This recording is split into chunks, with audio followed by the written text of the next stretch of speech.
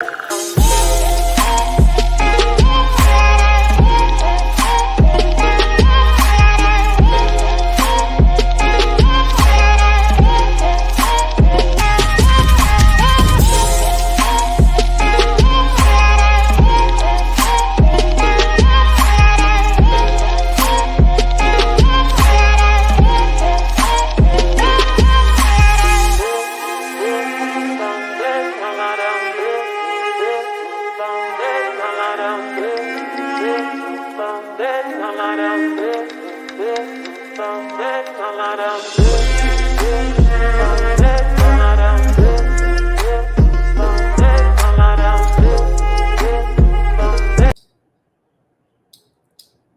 evening and welcome to Pain to Power, Leading with Love. My name is Maria. I'm also Brown Girl Interrupting. And today I have a wonderful guest with me, Deanna Kuhney. And we are really excited because today we are coming live to you from San Juan, Puerto Rico, and ready to talk about Pain to Power.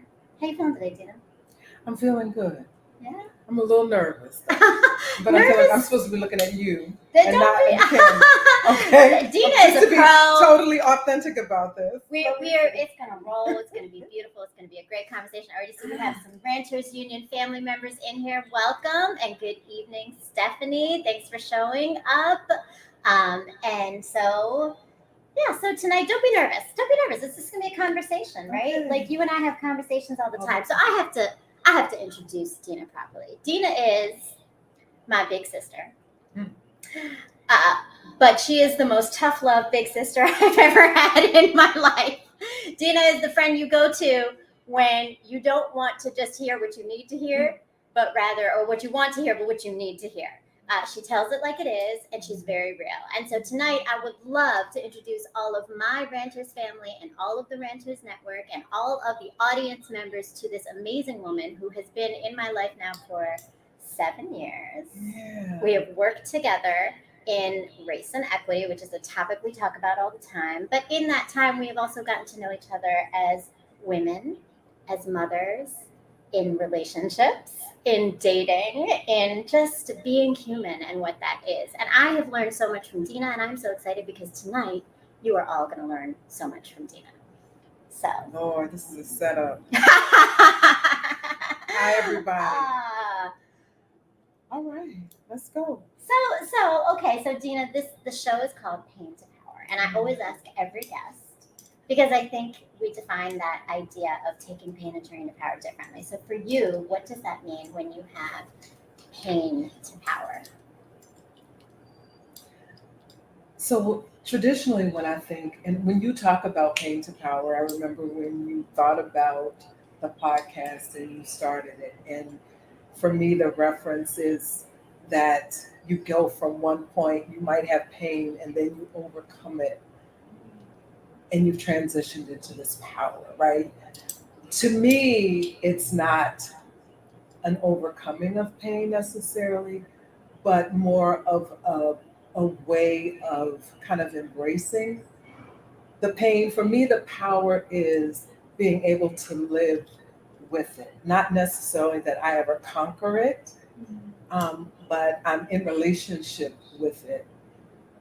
Because for me, all pain is not hurtful. It hurts, but it's not necessarily hurtful.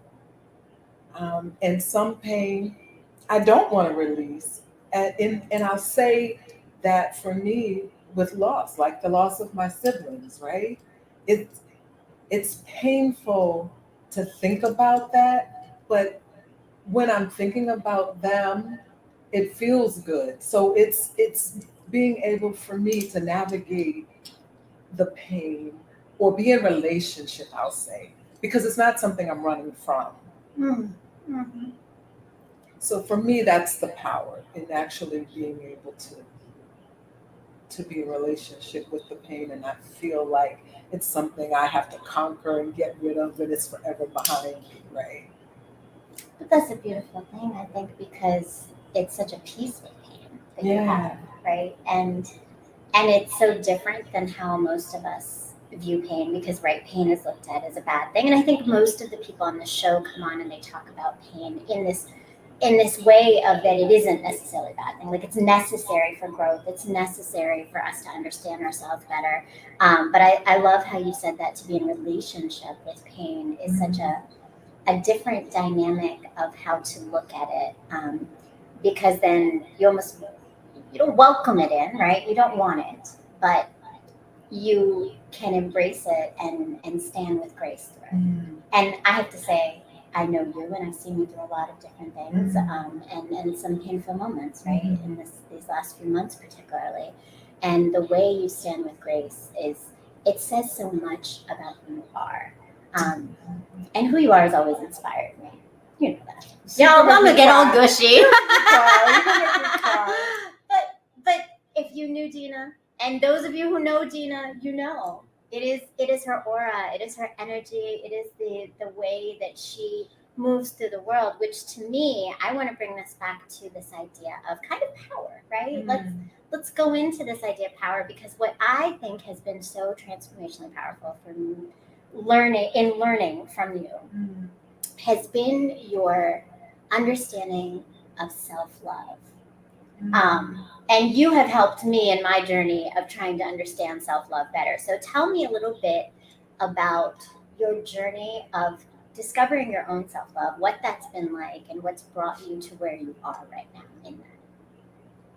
So it's interesting because we've talked about this before, right? And again, I think sometimes people have to work and arrive at self-love. I don't feel like that was my journey. For me, I grew up the way I grew up. I grew up so different from the community that I live in now and the school system that we work within. I grew up in an all-Black community.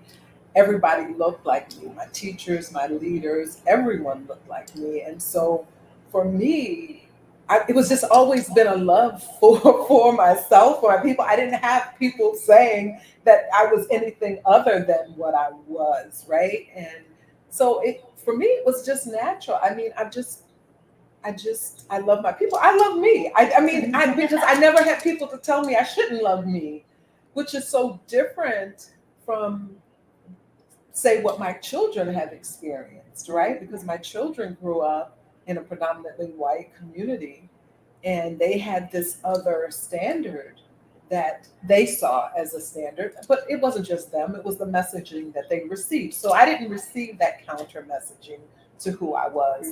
I was always, embraced, I was affirmed in who I was and the skin I was in. So I was always comfortable in that. And fortunately, it came at a young age. And so when I grew up and I encountered things that tried to tell me something different than what I was, I didn't believe it. I was already full of myself at that point. I'm like, what are you talking about? But it's really hard though for my kids, right? I had to really work hard for them to have self-love, because the messaging and the people that they saw didn't do that for them. The teachers that they had didn't always do that for them. So I had to do a lot of work to help my children have that same self-love. I think you outlined so many powerful things about this idea of the community growing up, like in the fact that it was so much like you. Everybody looked like you. Everybody was supportive of you, and so in that, what are some of those messages in that self-love that have gotten you through moments where you could have been influenced by this? You could have not given prioritize yourself in moments, right? Where you did. So what allowed you to stay strong and really embody that self-love in your own movements through life, things that have happened to you?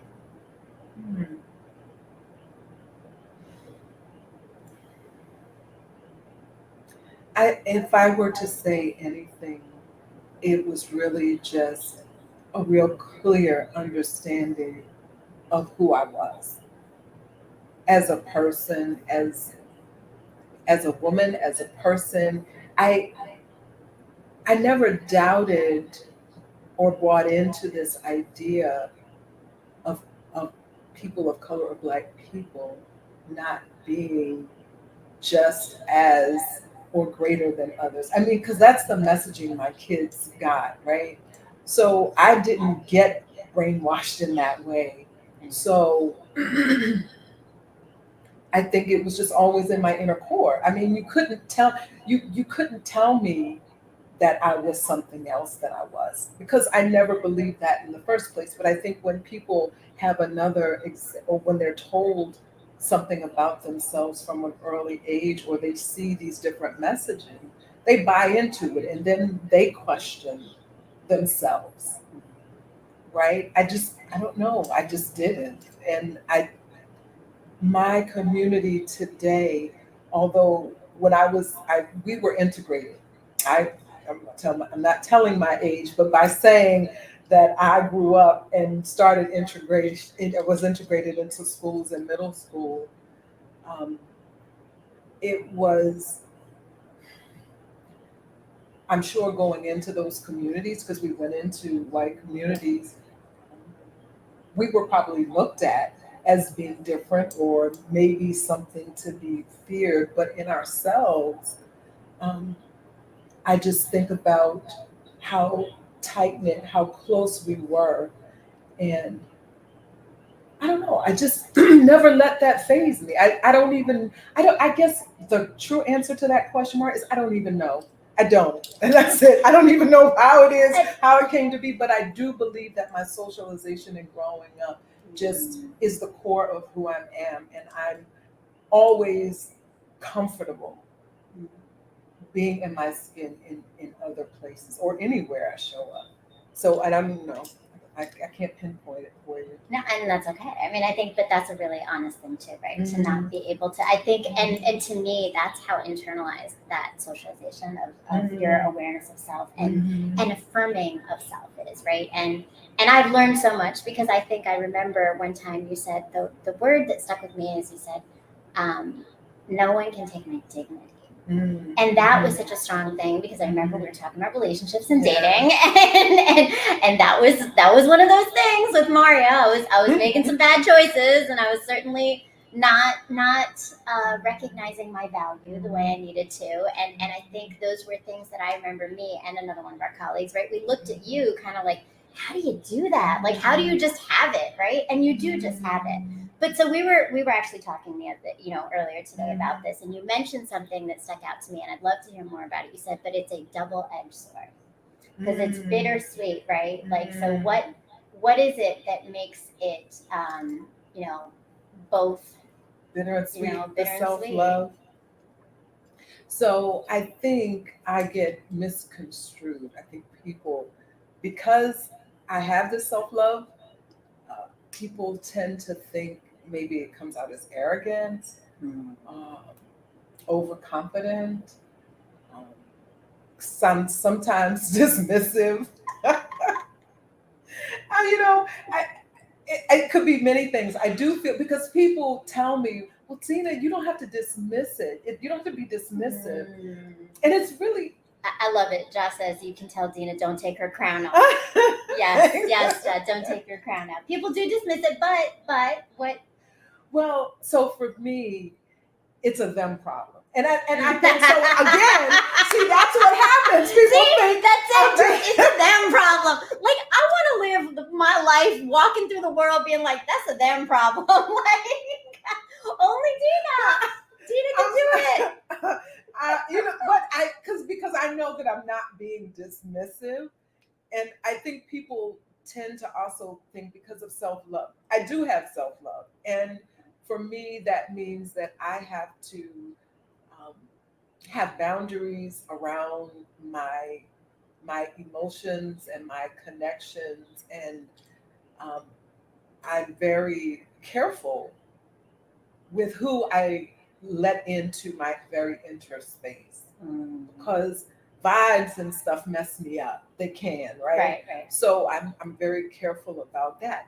And so what happens sometimes is that other people will get emotional and get upset that I'm not emotional, that I'm not getting emotional. And so since I'm not getting emotional, they've determined that I'm dismissive. But I know that I'm not being dismissive. It's just that I save that kind of energy for people who are in my very core circle, Yeah. right? And so I don't display those emotions just willy-nilly, haphazardly. I conserve my Right. emotions. That's what I Is do. that a form of self-preservation too, a little bit for you? Probably, yeah. I guess you could call it that, self-preservation. Yeah. Or it's just that I just don't want to waste energy. I mean, Yeah, which okay. which is self-preservation, but in my mind, it's just, I don't know. I know what I'm thinking is going to come off arrogant, so Just go for it. I'm not even Come on going to now. say it. I Just will go just for I will it. just leave it at that. I preserve and conserve my energy for those who are in my inner circle. And I respect that, and I appreciate that, and because I think that is something we all need to do. And I would say for me, I've learned that is a little bit of my self-preservation.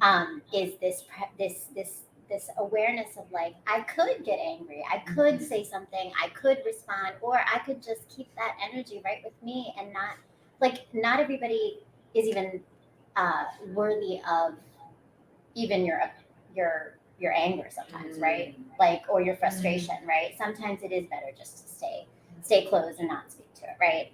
So okay, we're gonna shift a little bit because I am a writer, right? And so I have written several posts. What you all do not know is my inspiration for many posts have been conversations with Deanna. There's a few. We're going to talk about them today, but the first of which is that I wrote this post that I shared with you, right, called "Welcome to the Dark Side." And it was the most realist conversation that got me thinking about, I can't. You hang out with Deanna when you want to hear what you need to hear. And I broke down in February and finally hung out with Deanna after many weeks of avoiding Deanna and avoiding conversation with Deanna because I knew where my headspace was and I wasn't ready. But when I was ready, she came over, and yeah, welcome to the dark side was that you introduced me to the fact that maybe I make mistakes. And I am to blame for some of the problems in my life. And I know that sounds really arrogant of me to say, is that like I discovered it in February of 22 when I was 44 years old. But the way she framed it, I really did understand more about myself. And so I want to know for you, if you were to welcome yourself to the you dark can flip the side. script. Right? So, welcome to Deanna's dark side. Oh. What are the things that you have learned about yourself that were hard to swallow a little bit, but that helped you grow?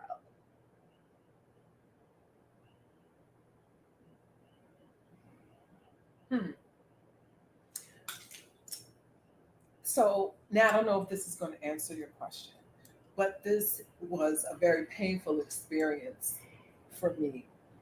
I had to grieve the loss of a friend. Back in 2019, we went, it was a mistake apparently. We went on a trip together. And it was just that throughout this trip, she was just poking at me, just little stuff. And I'm like, well, why are you coming for me like that? I didn't understand it. And so I said something to her. Basically, I said, why do you do this? Do you do this to your friends? Do you do this to your family? Right? Apparently that cut so deep that, we were friends for like 20 years.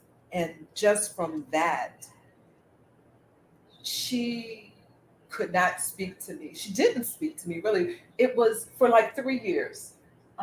It wasn't an immediate falling out, but we knew at that moment that something had changed and had shifted in our relationship. And so over that time, I was saddened, but I was also angry in that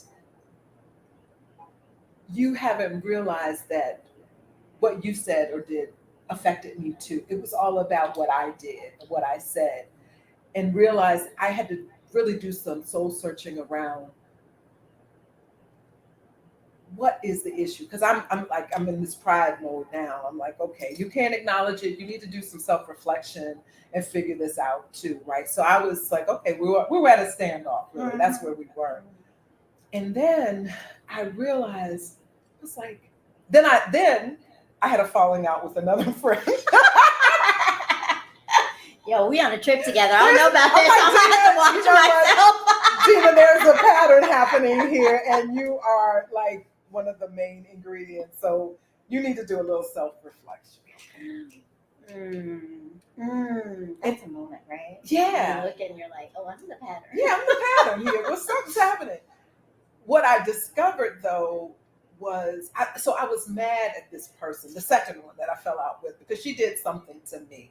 And I'm like, and not only did she do something to me, she kept wanting to make up, but saying, we can do better. We can do better. We can do better. I'm like, we can do better. I You do better. was mad. That's a you problem. That was your moment.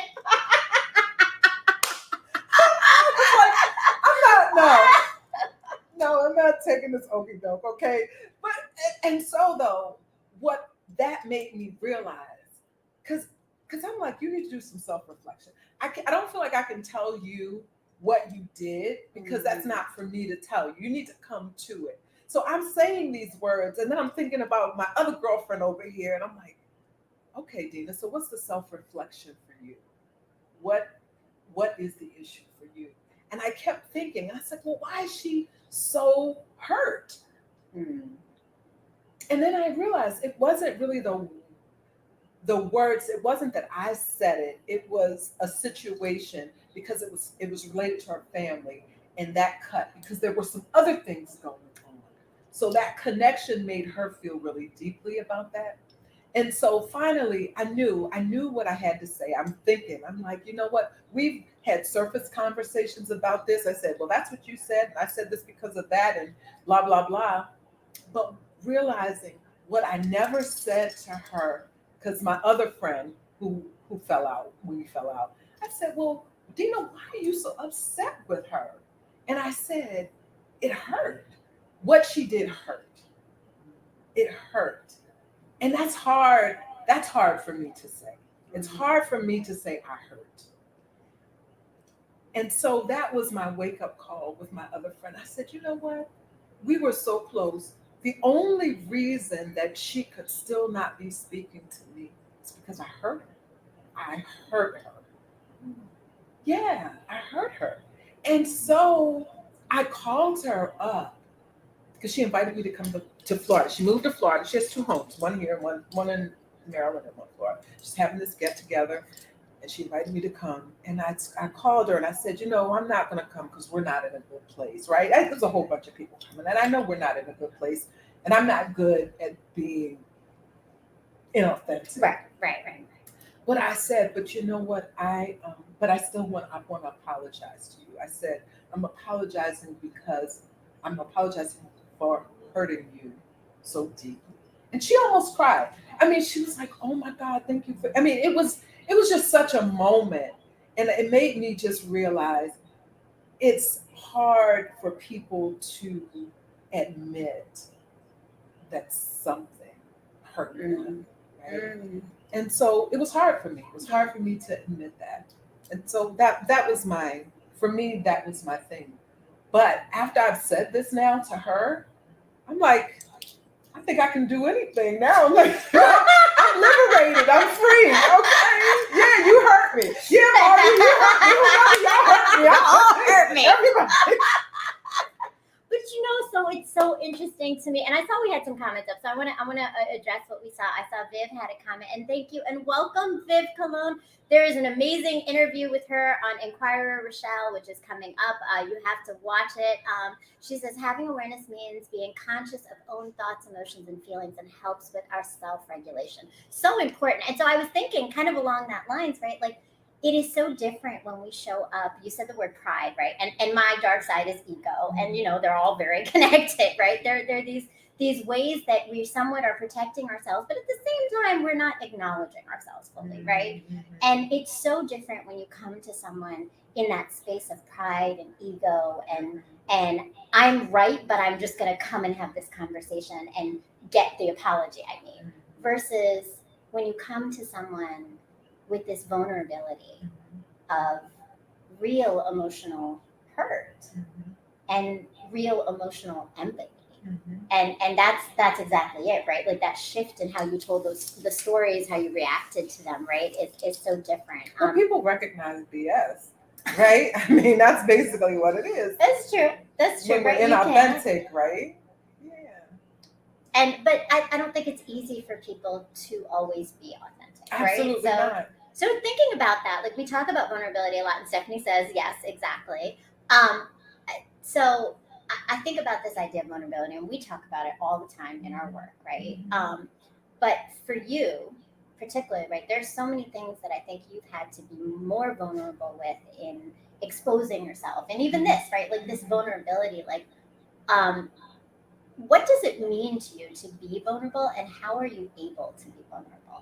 Like when you make those decisions to show those parts of you. So for me, if I'm not vulnerable, I'm not authentic. So for me, authenticity is so important. It's just a morality that I have for myself. That Deanna, if you can't be real with anybody else, you got to be real with yourself. And therefore, I have to be vulnerable because I've got to see it all. I've got to address it all, the good, bad, and the ugly. And I do that for me. And I don't know. I just realize that it's painful. It hurts, but I'm not going to be real unless I address and face those things. And I think sometimes, and I'm working on this. I'm working on it because I don't accept inauthenticity from other people as well. And I got to let people get to their own stuff, but it's hard for me to relate and connect if I know someone is not. And I don't know that that's different for it. You know, that might be the same thing everybody is, but like I really take it to heart. Like I'm like, okay, you might have been, this is where you are. You're in this outer circle, and that's where you will forever be with that kind of stuff. Because I'm like, if you can't even be true with yourself, you can't be true with me. You definitely can't be true with me, right? But so many people are not true with themselves nor true with other people, right? That authenticity is not easy to find. I found. Well, I'm sorry for cutting you off, but I think that's why oftentimes people don't come to me. I mean, you say it too. My sister did it. I waited a while before I went to Deanna, right? You gotta be ready. You gotta have the thick skin. You gotta be ready for what Deanna's gonna show you or tell you. But see, and I know that I do that to people. I mean, but I do it to myself, right? And I know that's the way I am. But I don't feel like I can operate any other way. And you shouldn't. Yeah, but like you said, it's hard. I've had so many people like I told you, my sister told me, keep your opinion to yourself. Right? She like, yeah. That burned me for that. That was cutting when she told me that. I'm like, what do you mean? This is the truth. You don't want to know it? I mean, what do you mean keep it to myself? Make some crazy decisions. But like I said, I got to realize, everybody's got to do things in their own time and what they're comfortable with. And just because I don't understand it doesn't mean it doesn't make sense to somebody else. Doesn't make sense to me, but that's okay. That's me. It makes sense to. And they're on their own path and journey, right? Exactly. And we've definitely discovered this a lot through motherhood, right? We share similar similar challenges and complexities of raising boys. And you have one, and I have three, but still Can that so just many be about similar us today? things. Do we have to We're not going to talk about them. We're not talking about them. Believe me. So actually, what we're about to do is we're going to go to a quick break, and we're going to, as I said, I'm a writer, and so I have been writing a blog, and if you haven't checked it out yet and you haven't gone and subscribed, please make sure you do. It's www.browngirlinterrupting.com. Right up there, you can see it. And you're going to hear a little bit more about my writing and learn about me. Hi, my name is Maria, but you are soon going to know me as Brown Girl Interrupting. And what I mean by that is that very soon, hopefully, you're going to be following my blog. I am a writer, and I started writing because I was married, I had children, and then my life changed when I separated, and I did a lot of learning and reflecting and growing in that process of change, because change always leads us to that. And I've decided to share that with the rest of the world, because sometimes hearing that someone else is going through the same thing as you, or understanding and putting words to the feelings and experiences we're having, helps us to heal from them, or grow from them, or learn from them. And so that's what my blog is. It's writing about life, healing, relationships, parenting, dating, marriage, pain, love, mistakes, growth, and coming out whole still in all of it as a human, flawed, but always open to new things. So that's my life, that's my journey, and it's written in this blog. But my hope is that you are going to go to www.browngirlinterrupting.com and join and subscribe to the blog and read all about my story to help you maybe gain some perspective on yours. All right, welcome back. And so I'm here with Deanna Kuhney. And we are not talking about being mothers, but we are very much women, right? And so, as I said, some of my blog pieces, as you just heard, the very first blog piece I wrote, actually, in fact, was very much inspired by you. And I don't know if I ever sent it to you or if you ever read it. I don't think. But it was called Dating Advisory. And it was literally, watch out. Literally, it was a lot of cautionary moments, but it was, you and I had started this dating thing at the same time. And so I came off from a 17-year marriage. It was like 6 months after my separation. It was fairly early. There's a lot of other things there to unpack of in decision-making issues, right? We could go there, but we're not going there right now. We could, but we're not right this moment. Right. But you also were yourself, and you can tell your story of what you were coming, where you were coming from in dating. So when you started dating at the same time around as me, where were you in your stage of process of dating? Like just, your life story kind of, right? And what was it like? Tell me about dating. That's the look. You know what? That's the look everybody makes when you say dating. Where, like, I swear to God, that like the rolled eyes, really dating. It was kind of painful, and it was because so I'm a widow, and I had made a conscious decision after my husband passed, not to date. When he passed, I had a 9-year-old, a 14-year-old, and an 18-year-old, right? So that was 13 years ago. And we all were in such a state of flux and just change. It was chaotic. It was just chaotic because it was a sudden loss. And for me, it was important to focus on my kids, because I knew that dating required a lot of attention, and I didn't want to divide my attention. I didn't think it would be fair for a partner or for my kids. And so that was 10 years. I did not date. I said, okay, I'm going to get these kids out of school and on their way, and one still hasn't launched, but that's another story. But so it was 10 years. I was married for 16 years when my husband passed. So 10 on to that was 26 years.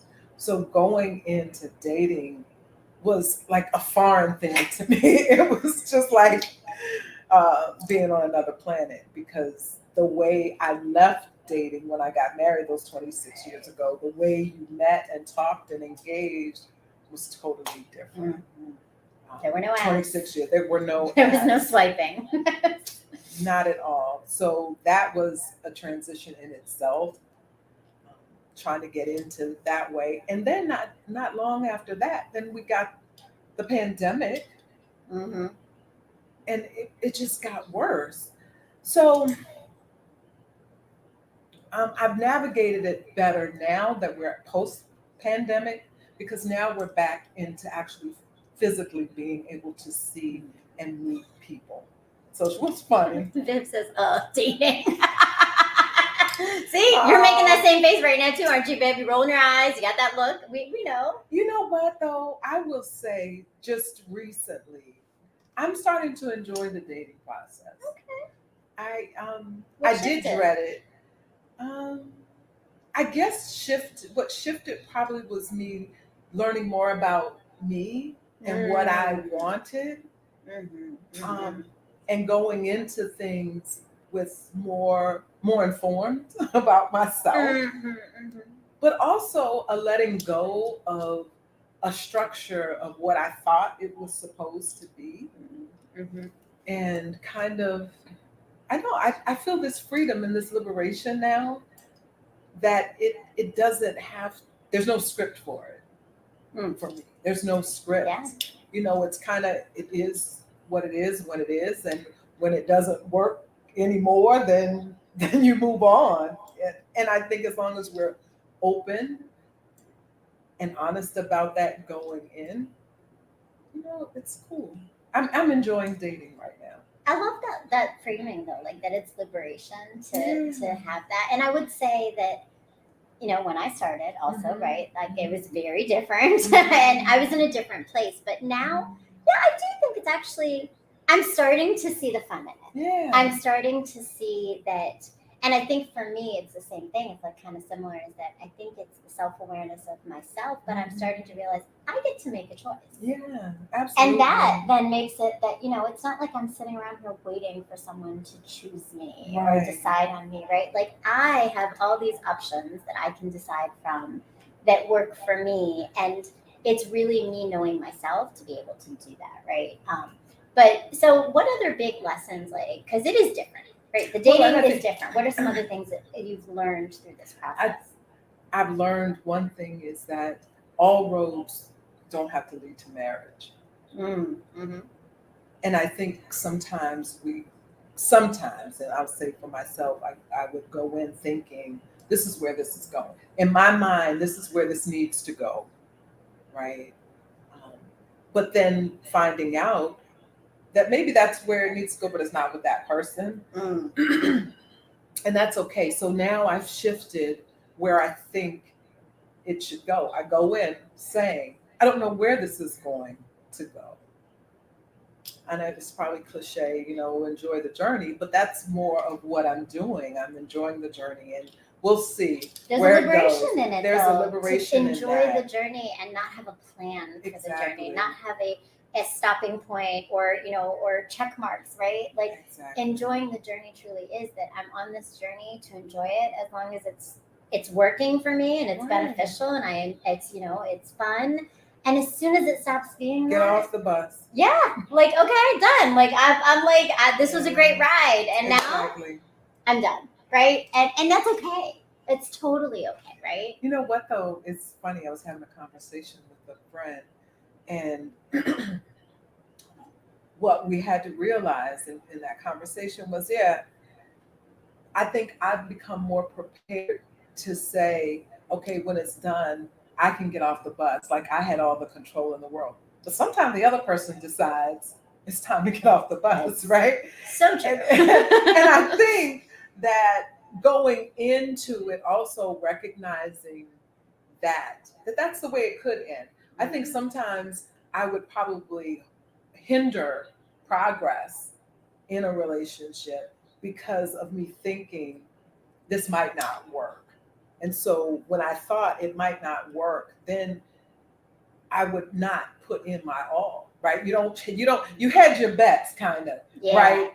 And I realize now that that hedging is a hindrance. So I've had to say, okay, I'm in it, and I'm in it, and I'm going to deal with the good, the bad, the ugly. And, I'm willing to take the risk. That's it. Because I think in relationships, we take risks. There are no guarantees. Right. And we have to be good with or okay with or able to manage the pain that comes with that too. Not being the one who says, I'm getting off. Because, we like to think we're the prize, and we are prizes, but, everybody's a prize. And so people have different pathways in life, right? I've discovered that, and make different decisions. And maybe it's not you, right? You're not in their trajectory, you're not in their plan. And that is the hard part, because I think that's just it, right? When you're all in, which I think I started this dating thing with that all in, right? When I met the person that I was, in a relationship or in a dynamic with, or whatever it was, right? And but that risk, you have to have some kind of it's almost like insurance, right? Like a risk insurance, right? Like where's the State Farm for relationships? Because it's a risk you're taking, and if you don't have some kind of backup for yourself, which I don't think I did at first, right? It's really hard to recover from it. And I've gone through that a couple of times now, and but I will say that it made me jaded. It made me not want to take the risk again. And I was, for a while, I was one of those, like, and I don't know, maybe I still am a little bit, but like, dip your feet in and it's not all in, right? But I think that what I am realizing about myself is that that's not the authentic me. I'm not a dip your feet in person. I'm an all in woman. I'm a one person, all in. I want you as my partner, my companion person, right? Like I don't do this casual dating thing well. And I think we have to be so honest with ourselves, and that's the knowing ourselves. Because for a little while I tried to convince myself, oh yeah, I can do this casual dating thing, right? Like Dean said, yeah, you did. I remember that. I'm like, okay. Yeah. And that was the look, right? Like, Mari, you let me know how that goes, right? I wasn't good at it because it's not my thing, right? But I think that's the part of that self-love, self-awareness, that's that whole piece of all these things we're talking about, of to know yourself to that level of authenticity, of honoring truthfully what it really is that we want. Particularly, I think, as women in dating. I think women tend to make more sacrifices in their decisions in dating to appease or please or keep. I'm going to say keep because it never does, right? If someone wants to stay, they stay. And if they don't want to stay, they don't, right? It's not your behavior that changes any of it. It's them. But we do that more often in relationships without fully knowing and understanding who we are and what we want. And I'm victim to that for sure, right? But I've definitely learned more through the experience of this, right? Well, I think for me, I have had to redefine what dating is for me. What does dating mean? And I think we get caught up sometimes if we think that dating necessarily means intimacy. And I think for women sometimes the intimacy is what pulls us in to this commitment, into this relationship, because once we've taken that step, it's like you're at the point of no return, right? You keep going. Now we're here. Now right, we're here. Right? Now this is what this needs to be, and this is what we need to do.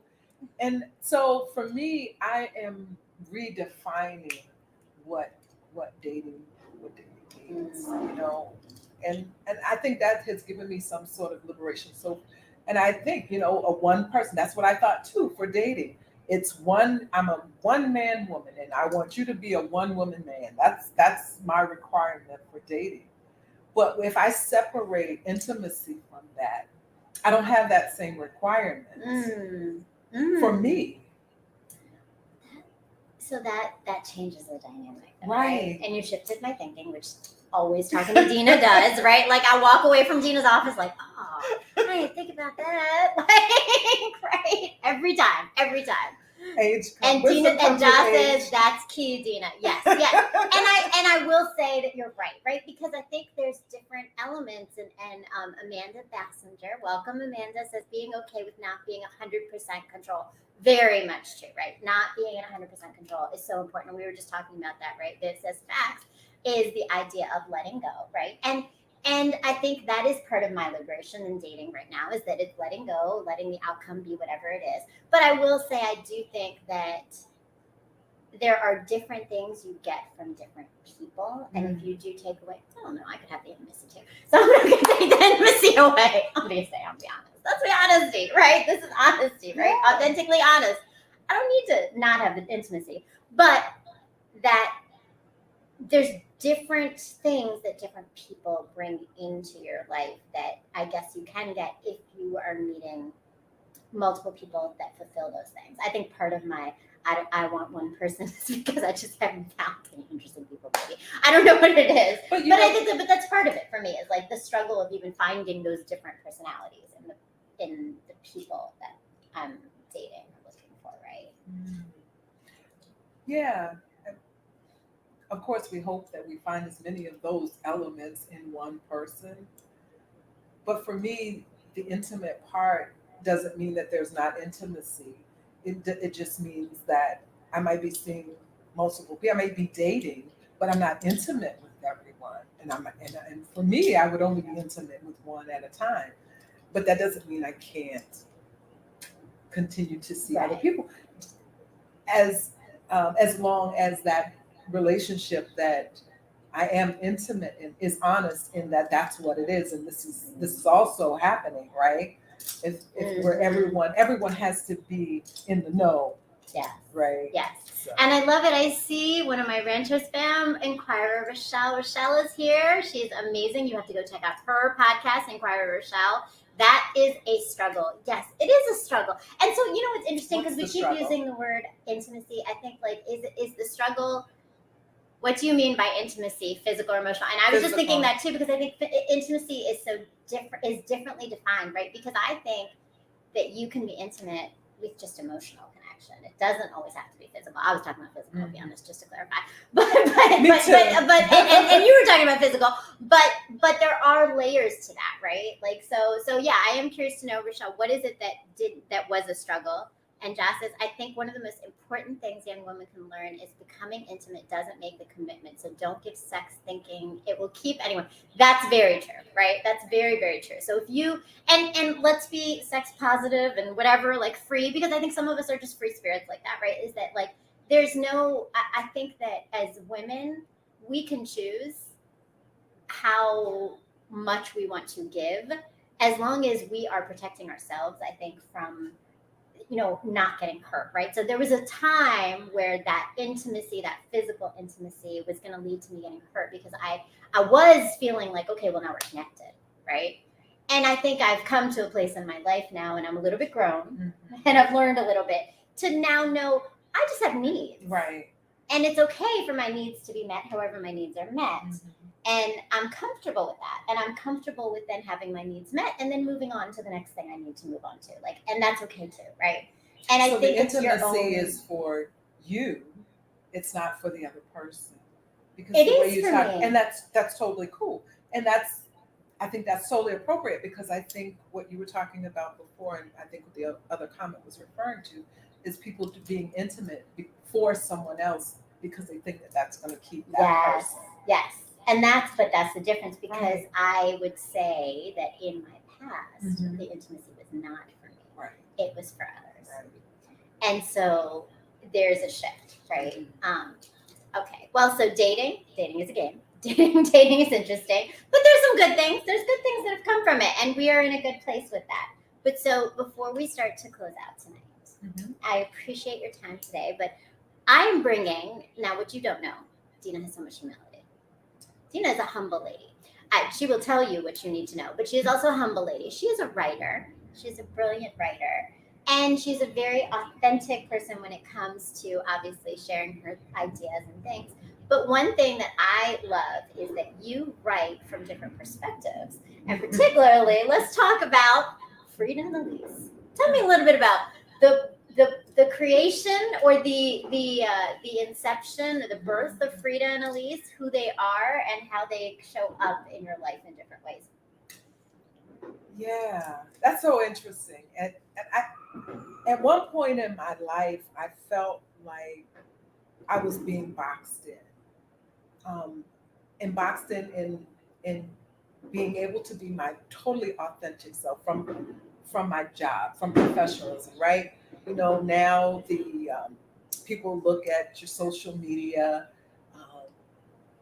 and they make judgments based on your social media. It can I think affect it's fireworks. you. There Sorry. are fireworks There are out there. fireworks that shocked me. It can affect you, what you say and what you do, and how you portray yourself digitally and on social media. Sometimes gets back to your employers, and then sometimes just people box you in. People, I like smoking cigars. People think that's weird. I like riding my motorcycle. People kind of put you in a box to who they think you are. And so for me, Frida and Elise, so I go by Deanna, Frida, and Elise, and they are my alter egos, and they provide me the ability to say what I want to say, how I want to say it.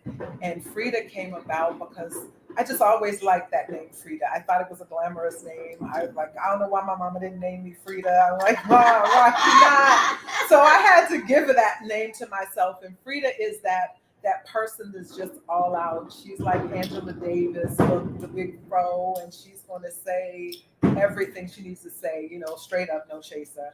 And she curses a little bit. But I'm also Elise, and Elise is more of that person who tries to see the good in everyone. She's like the she reminds me of my sister, the one who's always going to say the right things and do the right things and just be Miss Perfect. Um, and so I put Deanna in there because Deanna kind of talks to Frida and Elise. We're in conversation with one another. Um, and it's just really cool because it's all in my head, and I just see those two people in me. Mm-hmm. And so creating them as characters and have them talk to each other or us all talk about a situation allows me to get all those perspectives out clearly. And I think when people see them coming from different kind of characters, it's easier for them to take them and understand them versus if I'm trying to communicate all of that from myself. Yeah, so. But I love that because I think there's many different dynamics to each of us, right? But you've been able to actually like identify each one of those different aspects of you into this formulation of individuals, right? That exist within you. And I love it. Would you say that they're in conversation with each other, right? That's a really cool thing, right? Because I probably imagine that a lot of us have those in conversation moments. We just don't name them, right? And I think it's also interesting because it brings you back to something we were talking about earlier. I was just thinking about, it makes me think about what we're saying when we're talking about how we have all these components to us as dynamic women. And I know in our conversation, it was that as these dynamic women, there's this challenge in dating, or as we were talking about dating, right? In that not all men have been, at this point in our lives, have been capable of holding all those different dynamics. So it's interesting to me because I wonder, like, do the men in your life know how to hold Frida, Elise, and Deanna all in that way? Or have you been able to find anybody to understand those things? I absolutely think it's confused. It's not just confusing. I think it's surprising and sometimes intimidating, because usually when I meet someone, I'm Deanna, right? And, that's who I am. But as you get to know me, you'll know, like I said, I like to smoke a cigar sometimes, right? I like to ride my motorcycle. And and I'm not right. We're multidimensional, Mm-hmm. and sometimes people don't know how to manage all of that, right? Um, yeah, it's sometimes I find it unfortunate, um, and and I'll say, just in a recent relationship, it was hard for that person to kind of, I don't know, embrace, kind of just didn't know what to do with He was it, bumbling. right? He was fumbling with it all. He just didn't know. And you could try to help and say, and but after a while, that's just not gonna work for him or for me, right? It's Yeah. because it puts a lot of pressure on someone to have to do those things if it's not within their kind of bandwidth to do that. And I realize it's a lot. So I'm still single. Well, and as am I, right? But I think that's a real thing that we have, and I've already seen in this chat, right? There's quite a few women in here that I know are also very multidimensional, and all of us kind of sitting here still single, talking about dating with our eyes rolling, right? Thinking about this idea, because I think about this often, and for me, I think about, and I was telling you, right, like this idea that I think that some men are capable of taking pieces of it, right? Like, I'm good with meeting Deanna, right? I'm good with meeting Maria, and the professional Maria, and the the sexy Maria who dresses well and looks cute when she goes out, or like the smart Maria, like. But can you hold the Maria who has a little bit of a dark side to her, because she is not always the kindest person sometimes in her like thinking, right? Or can you hold the Maria who is a free spirit and literally jumps around through life and makes decisions like this and changes things, like, let's go to Puerto Rico, let's not go to Puerto Rico, let's meet a friend in Puerto Rico, make him my new person that I hang out with, right? Like, that's my life, and it's complex, and it's dynamic. I believe it to be totally beautiful, and I love it. And you also, I know, absolutely love your life. But to have someone that can handle and understand all those components when we are dynamic women has been truly a really difficult thing. And I know we've got some men in the chat. I saw Mr. Jones. Welcome. Straight from the 40s. I love it. Good evening, Queens. And good evening, Mr. Jones. I have to say that, if you're in the chat and you're a guy, and I know you're here, share your thoughts, because I'm curious to know, what is it about dynamic women that makes men, because it feels to me, honestly, that they get scared. They get scared by how much we are, or by how much it's going to require. Like you said, it's either a fumbling of the ball, right? Because there's so much. I didn't use that term. No. Okay, you didn't say that. You didn't say that. I said that. You said it was holding a lot. Okay, that was my term. I'll take it.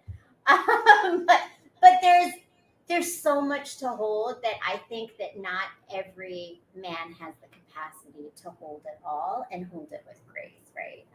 Actually, I have a post about that too. It's called Heavy Lift. Go read it, right? Like, literally, I wrote a post all about that, right? Like, this idea of being a heavy package. But I think also in embracing it, and this goes back, we're full circle here. So Mr. Jones says, like, when people say they are single in the way that they're saying they're happy single or not happy, as of being single or both. So are we happy and single? Or are we just single and telling ourselves we're happy? Is that the question? So I'm going to say, for me, I'll let you answer it. What are your thoughts? So, it's interesting. I don't read horoscopes all the time, but it was at least 11 years ago I read this horoscope. And it said, I'm a Pisces. And it said, one thing is that you don't have to have a person. I don't have to have a person. And And at that time, I was like, well, damn, I don't, that's not what I want to hear. I had to have a person. But as I thought about it and over the years, I have realized that I can do a lot with my life. I tend to fulfill myself, right? And so is being single my desired permanent state? No, no, but I'm not miserably single. Mm. Mm-hmm. I'm not. I really do enjoy my life. Would I enjoy it better with a companion? Maybe, maybe not. Right now, I mean, sometimes the If companion it's the right does, if it's companion, right, because if it's right, not the right companion, is it right, necessarily an right, improvement in life just to have a check right, box of a person? right.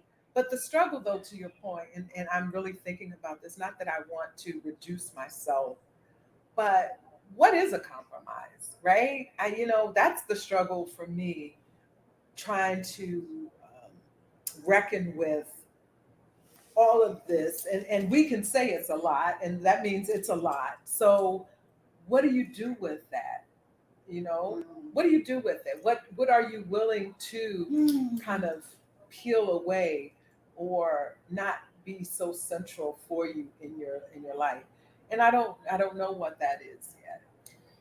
Yeah, I don't know. I think I would know when it happens, Mhm. right? Because I think for me, to answer your question, Mr. Jones, I I'm happy single. Now I wasn't always. For a moment, I really did think I wanted to be with someone, and I had an idea of who that someone was, right? So that makes it also different, right? But I think I'm in a place now in my life where I'm open to dating, I'm open to meeting people, and I meet people, right? But if it doesn't work and it isn't the right fit, and I truly allow things to unfold as they're meant to unfold, right? I don't control anymore, and if it works, it works. It's great, and if it doesn't, well, it doesn't, right? But I will continue to live my life. I'm gonna continue to travel. I'm gonna continue to create. I'm gonna continue to be a professional. I'm gonna continue to be a great mom. Like I'm gonna continue to do all the things that fill me and give me joy, and I'm loving it. And yeah, it would be fabulous to share that with someone. It'd be great, right? But if they're not going to be a partner in it, if they're not going to be the type of person who can hold and handle all those complexities of me, I don't want it. In a real way. I'm happy with casual. I could do casual for right now. But I'm not going to invest into it in that all in thing unless if I have that. And I know what I'm saying sounds very contradictory to what I said earlier. Dina, you're going to point that out too, aren't you? Because I will say what I also know about myself is I evolve constantly. And who I am and how I see something from 10 minutes to the next 10 minutes might change. And I'm open to that and I'm okay with that. And I don't know all the answers, and I definitely don't know all the answers for myself, but I'm discovering and exploring and figuring it all out. So we're closing out for our night, but I want to thank you so much. Thank you. I hope it was comfortable and not uncomfortable. It was not uncomfortable. and everyone stay tuned because you will see more of Dina soon. We are working on all different ways to get Dina out of her comfort zone. But I can't even say go and follow her. You can follow, I don't know. I don't know where to go. You don't go, you'll have to wait and stay tuned for when Dina comes back. But do come join me always on my blog, which is up here. Go check out my posts, read the posts, put your email in to subscribe so that you get the most recent ones. And make sure that you comment, that you like things, and that you share it with others if you feel like it resonates with you or might resonate with someone else. Thank you so much, Inquirer Rochelle. Thank you so much for all of, and Viv, thank you for all of our audience members. I know the Ranchers Union family and so many other audience members came up in the chat and came to hopefully watch, and hopefully you're watching this later. And again, make sure you click the bell down below in the YouTube, and you hit the like button and share your comments and thoughts. If you got dating thoughts, share them. If you got thoughts about self-love, share them. And go follow me on Instagram, TikTok. I do have everything. So Instagram, TikTok, YouTube, everything. And so thank you again, Dina. We are going to go enjoy our night in Puerto Rico. And you all hopefully are enjoying your evening, getting ready for bed. And you hopefully had a good night with us, an intimate conversation with Dina and Maria, Brown Girl Interrupting. And I will see you again for another episode of Pain to Power Leading with Love. every Sunday at 9 o'clock on this channel, on the iRant Network, and on the Ranters Union. And I have to say, the biggest shout out to the most amazing producer ever, whom is the visionary behind all of this, always having my back and always believing in my vision. Because when I called him yesterday and said, this is the show we're doing, he was on board. And Deanna was too. So thank you very much. And thank you to Ja. And I have to give a shout out to Federico, who's sitting outside on the balcony right now listening to the show. But he is my friend from Puerto Rico who helped us with the technology to make sure that we had the screen. Viv says, have a wonderful week, y'all. Go to La Placita. That's what I said, to dance. That's our plan. La Placita. We are going out to dance and have a great time. So check you later. Peace, love, and light. And definitely make sure you follow, subscribe, and comment, share, all the good things. Good night, everybody. Good night.